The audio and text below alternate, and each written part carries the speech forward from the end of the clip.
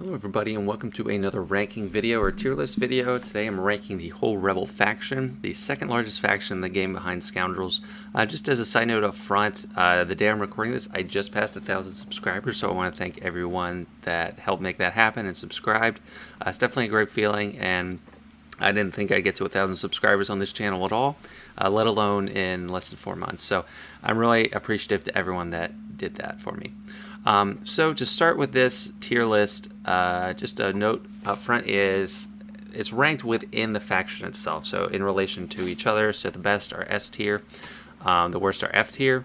So it's not like either a marquee ranking or a journey guide ranking, and there's no galactic legend in the Rebels to ruin the curve for everybody.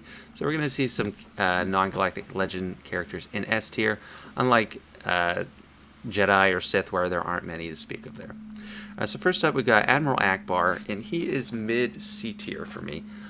He could have been higher if Profundity didn't exist and Home One was still the best Rebel fleet. But as of now he's relegated a bit. On land, you know, he has the GIC Omicron, but it's not something I've ever lost to, and I'm not really afraid of it, so I can't like put too much stock into that. He's not a damage dealer. He doesn't, I mean, he cleanses. He doesn't do too much else. Right now his fleet is based around Raven's Claw, and I see it on defense a lot. I see like Executive Profundity and Raven's Claw, and people want everything else for offense. Yeah, he used to be better when Millennium Falcon went with him. But his other Fish Admiral counterpart, Admiral Radis, is doing very well. And he is up in the S tier, mainly because of Profundity. Because I am including ships in this consideration. Profundity, the best fleet in the game, just incredible ship. So that alone could bump him up, but he's also amazing on land, especially in Grand Arena with that Omicron. There's so much to worry about him. He's like Starkiller and Jolie combined. Like he ramps up to an ultimate, does a big AoE, and he revives everyone in the same move. It's very threatening. One time I was using a Darth Vader against him, and I messed up my order of operations, and even though I had the infinite cooldown reduction thing, I lost because I killed someone off too early and I couldn't keep it going, and he just came and wiped out the whole team. It's also super useful in Conquest with Zealous Ambition discs. I won against First Order in literally 2 seconds. It should be showing that above. It's just crazy.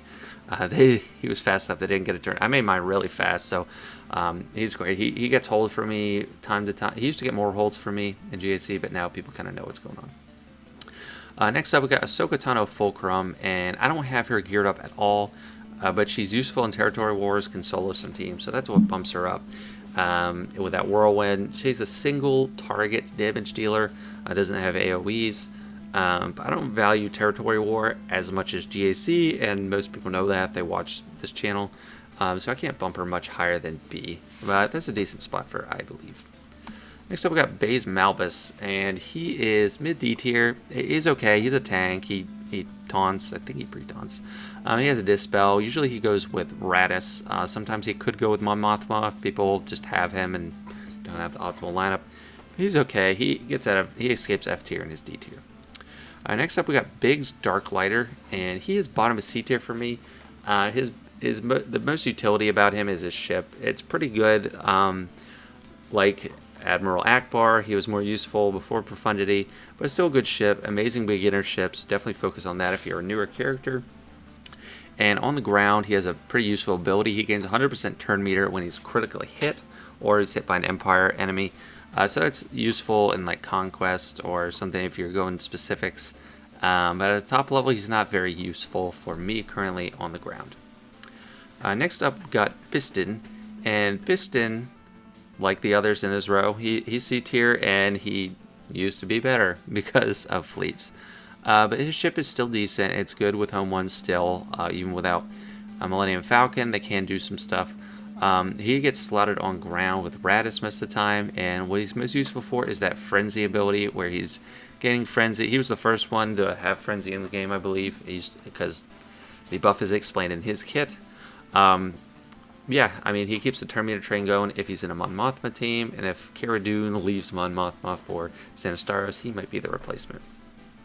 Now we got Bodhi Rook, first F tier character. There's not much to him. He's a pilot without a ship.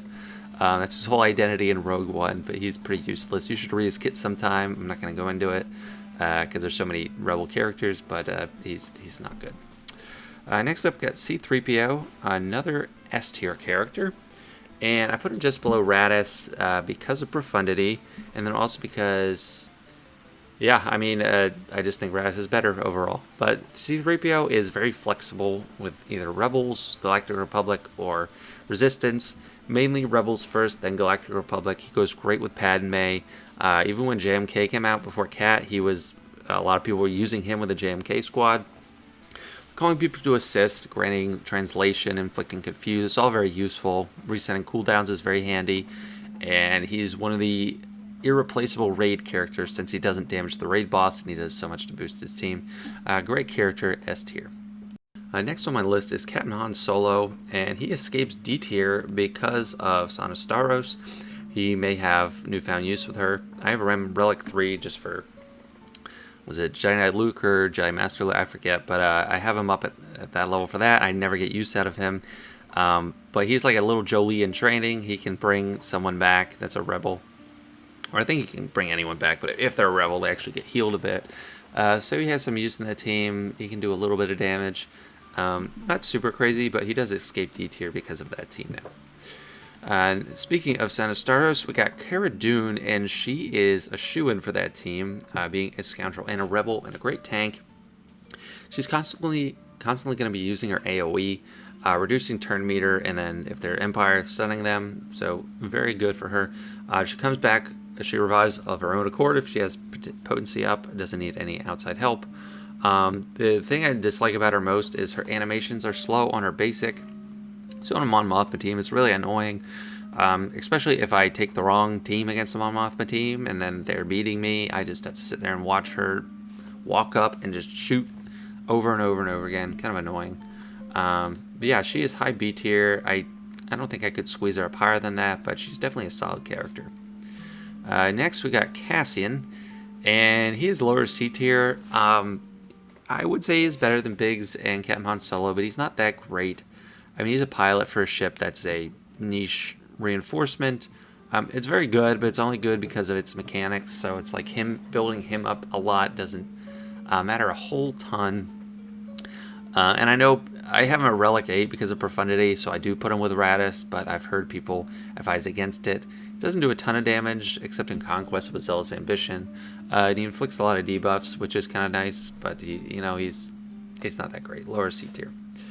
Next is Chewbacca, and Chewbacca is S tier. Just above Radis. I debated putting Radis above him, but I still think he is on a better squad, and he's very integral to that squad. Guard is great. All the healing from doing damage is amazing. If you pair him with, I don't know if this is a thing of the past anymore, if you pair him with Rey in Lightside Geonosis Territory Battle, and you have Poe using his unique, Chewbacca destroys people because every instance of damage is doing an extra 10%, so it's pretty good there. But yeah, he's a pilot of the Millennium Falcon, one of the best ships in the game. Just very strong, S tier for Chewbacca. And now we got Chirrut. He is Baze's buddy. They're right next to each other. I'd say Baze is better just because he's a tank. And tanks are kind of a high premium. There aren't too many of them, especially Pretons. At least I believe he's a Preton. Chirrut, these two used to go better, really well together back in the day when I wasn't actually playing, but it was just 3 plus Chays, that's what they called him. He's got the cleanse, he does counterattacks, he can be kind of annoying. So, I mean, that gets him out of F tier, he's D tier because of that. Next up, we got Chopper, and you can see him behind me a little bit. He's probably the weakest Phoenix team member. Other than Sabine, he's the one that gets left out the most. I mean, he's good for early game because he helps with sustain for that team.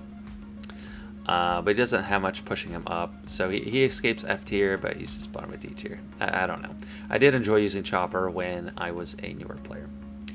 And next we got Commander Luke Skywalker, and we already have the top rebel in the game right now.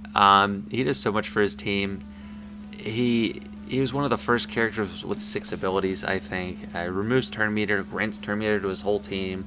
He's kind of has 2 two modes, with call to action, without call to action. With call to action, he's more offensive, does way more damage. Without it, he's got more defense, tenacity. Very strong either way. Sometimes it's advisable to keep him in defense, except unless you want to avoid taunts. Then you pull up call to action, but he's more fragile. He's just an incredible character. I mean, I just love him. His whole team is one of the longest standing useful meta teams in the game, and they've got plenty of infusions of new talent, but they're a great team nonetheless. Going back to Phoenix, we got Ezra Bridger. He's the best Phoenix crew member, in my opinion, a lot of people's opinion. He gets mid B tier. This might be a little high for him, but considering everyone else in C tier, I think he definitely merits being B. If you develop him more, like I have him R5, and I haven't allocated my best mods or like even very good mods to him, but if I developed him and gave him a Zeta, he'd be actually pretty useful. His double tap is nice. He gains a lot of turn meter with his flourish if he's not dispelling on it. And he's got a great call to assist, which if you call a support character, it's getting turn meter. So he's very useful. He was my favorite character at the beginning of the game with Phoenix, their only damage dealer. So he's pretty decent. Another Phoenix character is Zeb, and I put him over Chopper because he is very useful with his basic. His basic inflicts daze, and it stuns if they either have daze, stagger, or something else. I forget, but he does stun on his basic, which is nice, and he can stagger with his special. He's the one that gives protection recovery to the team, so he's very key to helping them sustain through like Galactic War in the beginning of the game. And he's a pilot for the one of the Phoenix ships, Ghost, I think, which is coming into more viability with profundity in the game. And next S tier character, we got Han Solo, and he's incredible. Most people just know exactly how good he is. He stuns. He takes his first. He shoots first. He stuns. He avoids taunt. He double taps. He gives himself like basically a bonus turn with his first special, and he grants buffs to the team with his little shrug. Very nice. Pilot to the Millennium Falcon. And he's useful even outside of a Rebel team if you just really need someone to stun somebody right away, like Watt or something. So he was a key gas counter. Him and Chewie, when gas came out and Darth Revan was the displaced meta, people would win with Darth Revan, Malik, Bastila Shan Fallen, and then Han and Chewie. So he's very useful in theory crafting, and he's automatically getting Chewie's card, so he loves to go with Chewie. Next we got Hera Syndulla, and she is up a little higher because she does have an Omicron, which boosts her viability at some level. And she's a pilot. She's the leader of the Phoenix, so that's why I got her up here. Might be a little high, but I don't think Maze and Chirrut are really that valuable that I need to worry about displacing them.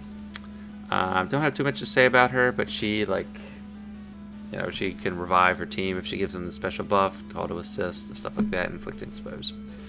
Next we got Hoth Rebel Scout, and he's lower B tier for me. He really makes the Mon Mothma team run with his basic, granting turn meter to everyone. I think when Mon Mothma came out, they removed a similar clause from Scarif Rebel Pathfinder's basic, so I'm not sure if they just missed him or if they just consciously picked Scout to be the chosen one to make that team go. But he's a key in making that team have an infinite turn meter train, and I think he gets like 100% turn meter, or he stuns with his special if it crits or something like that. I forget, but it's super familiar. But this is mostly an auto team or a defensive team I use. But yeah, pretty good. His counterpart is not so good. Hoth Rebel Soldier is an F tier. He has no use in the game. I'm not familiar with his kit, so I'm not going to even try to get into it. Now we got Jyn Erso.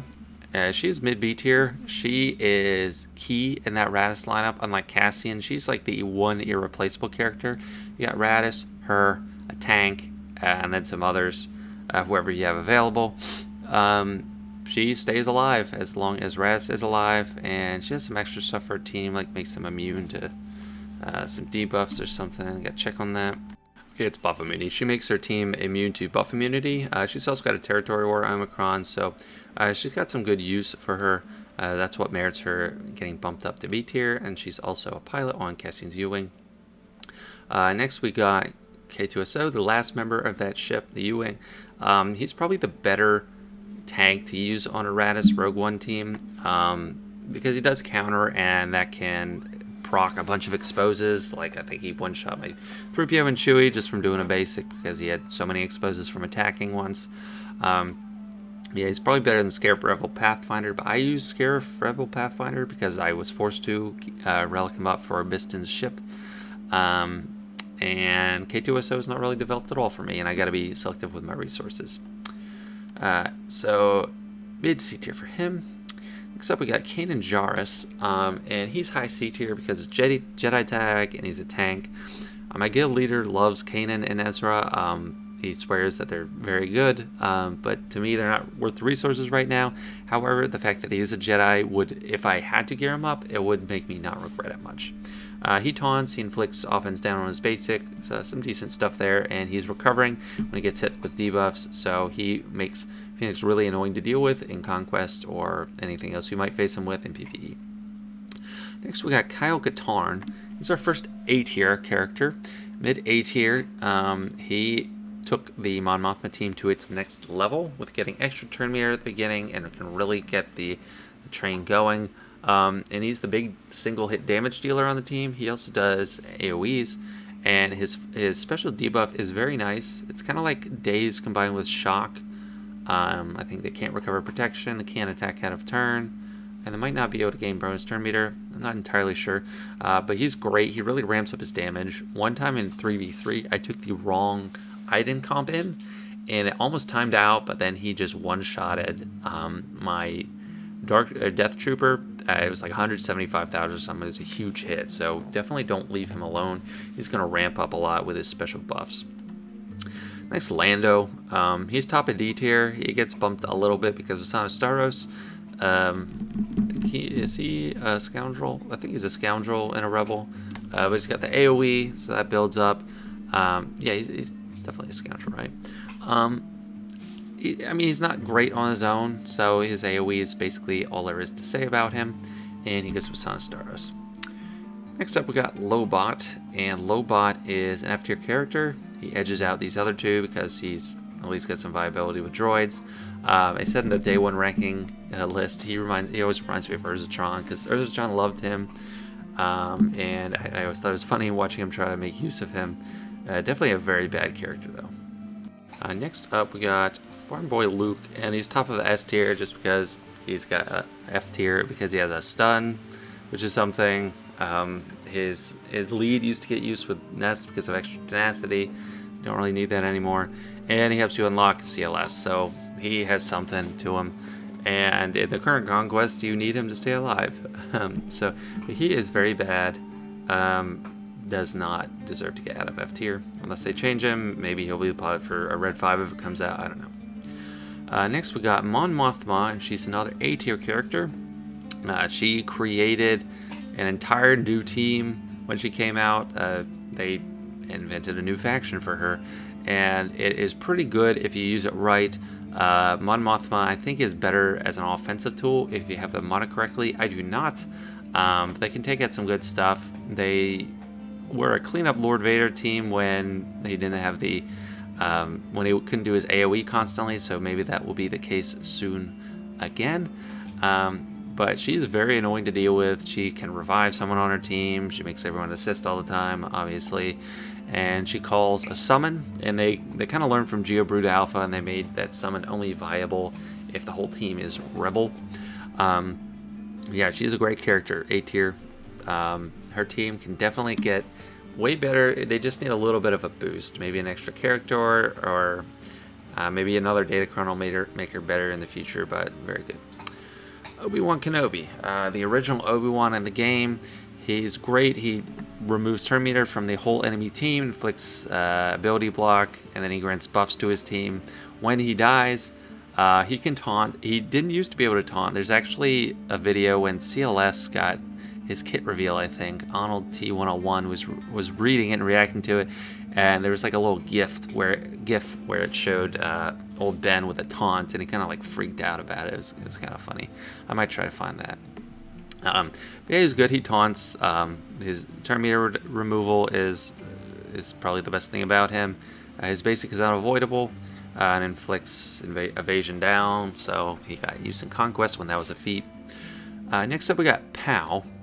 And Pow is top of the C tier because he's very important to making Mon Mothma actually get end-to-end with its turn meter.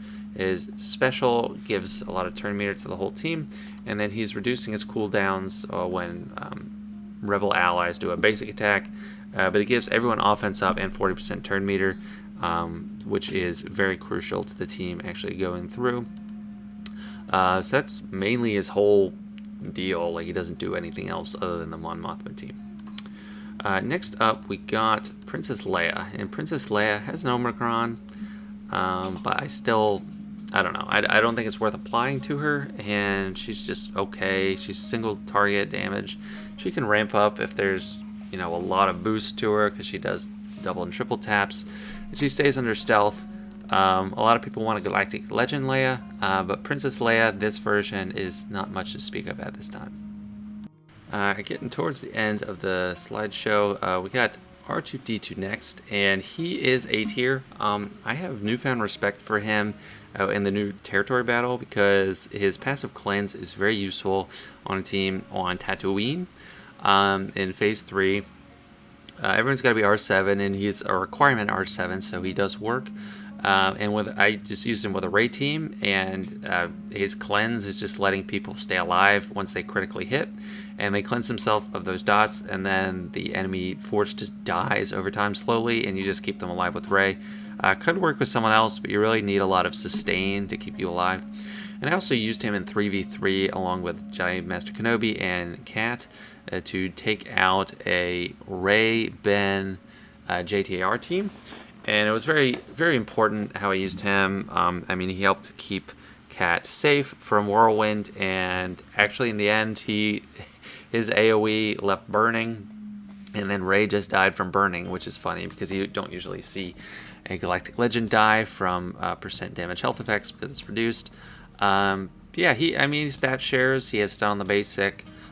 He could find more use. He just needs more of a permanent home, and then he'd be bumped up more, but he's definitely good. I give him A tier in this list. And next up we got Rolo, and she is higher B tier, or low B tier, because she's higher than C tier. That's what I was going for. She's low B tier because she's got an Omicron for territory battle, which could be useful. It's useful at the lower levels, but her special doing tons of damage to everyone, hitting like 10 times, is really great. In 3v3, it's really good. And understand a SWGOH, she's going to have more of a permanent home now, and she's going to be useful. A lot of people have her R3 already for Jedi Knight Luke, or Jedi Master Luke, not sure. For Jedi Knight Luke, and yeah, I mean, you don't use the leadership really, except in territory battle if you have the Omicron, but still, she's getting better. Next we got Sabine Wren, and Sabine gets over Zeb because she has the Mandalorian tag, so she can slot on a Maul Mando team. She inflicts armor shred, does an AoE. I think it has stagger on it, but it's not like guaranteed or anything. So yeah, she's decent. She's also obviously a pilot because she's a Phoenix, and all 6 of them are split between 2 ships. And her ship is getting more use now that Profundity is top dog. Now we got Scarif Rebel Pathfinder, and he's decent. He's right below K2SO. I like him because he just revives on his own, and I was forced to gear him or relic him to counter the attacker lineup of Profundity when Home 1 was the only Rebel fleet in town. But he's okay. I mean, he's good. You can cheat. He's like the one you can use to cheese the Master's Training feat in Conquest right now, but that's not going to last forever. Next we got Stormtrooper Han, and he is definitely very good. I didn't put him over Cara Dune, but he's kind of playing a similar role in the Sound of Staros team now. He is granting turn meter to his team all the time when he gets hit, after he taunts with that bluff ability, and that's mainly his deal. I mean, he's a tank, so if you took him to R9, it'd be crazy. Yeah, I don't know too much about him because I haven't used him a lot, but once I get Sound of Staros, I'm looking forward to making use of him more. And just got a couple left now. We got 3PO and Chewie, and 3PO and Chewie is top of the A tier for me. I love this character. It does so much for the team. AoE blind He shares stats with the team. He's taking 40% of his leader's max health, protection, offense, defense, potency, and tenacity. So like 6 different stats. And then keeping them for himself and sharing half of it with the rest of the team. So he's an amazing non-leader with a little booster ability. It's not even a Zeta, it's a Omega, so it's incredible value there. His AoE is awesome once you actually start knocking people down and you get some extra hits. He does crazy amount of damage, and he's constantly assisting. He assists anytime a rebel ally attacks, which is kind of broken in a way. He deals a little less damage on that basic, but it's still just an amazing ability. So top of A tier for him. He really took the CLS team to a next level. And last and almost least is Wedge. So Wedge is, he's a leader, but he's not really used now. People would use him with Han and Chewie just to have some kind of rebel leadership. He's got synergy with Biggs. They used to be better. And he does have a ship. The best thing about it is it inflicts buff immunity. I don't know, maybe he's low, but he's just, I don't know, he doesn't have much use. So yeah, he's the last one, and he's kind of low D tier. So yeah, that's it. That's a whole list. Pretty evenly spread out, if you ask me. I wasn't sure how it would end up because there's so many rebels in the game. They're not the largest faction, though. And I think they're probably due for Galactic Legend. That's probably the faction with the most notable absence of a Galactic Legend. But I'm not sure who it would be. A lot of people say Leia, but I don't know. I'd rather see an Old Republic Galactic Legend before Rebels, but that's just me. But anyway, let me know what you think. What do you disagree with? Who's too high? Who's too low? Thanks for watching. Hope to see you next time.